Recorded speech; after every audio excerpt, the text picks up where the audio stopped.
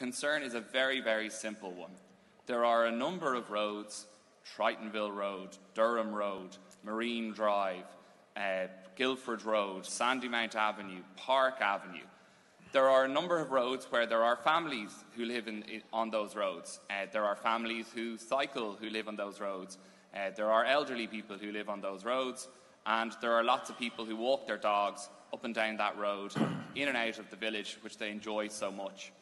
And the point very simply is that for years, for decades, people who've lived on the Strand Road have suffered from HGV vehicles. Some houses, when I was campaigning, their houses were actually trembling when the trucks go past them.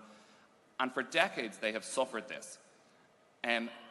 What this proposal sought, ultimately, one of the consequences of the proposal, if it was to go to its fruition, would essentially to be remove a single line of traffic, which necessarily would benefit those who live on the Strand Road. It isn't actually a binary thing here. It really is a genuine, legitimate, not fanciful, not pie in the sky concern that very simply all those trucks and all those cars that the residents of the Strand Road have suffered from will simply be replaced and will travel down some of the roads that I've set out.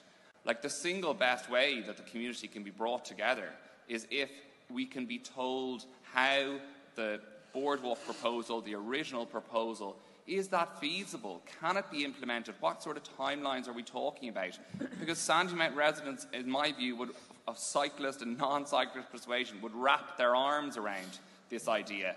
And one final point, I really would hope that as a consequence of this being delayed till January 2021, that this does not mean that Sandymount will have to wait another year for the 3 pedestrian crossings that it has been promised within Sandymount Village, and that these would be implemented. And some of the other public realm ideas that have been put out there to improve Sandymount and to lessen the car load and congestion within Sandymount would also be implemented, and we can all work together towards an achievable outcome.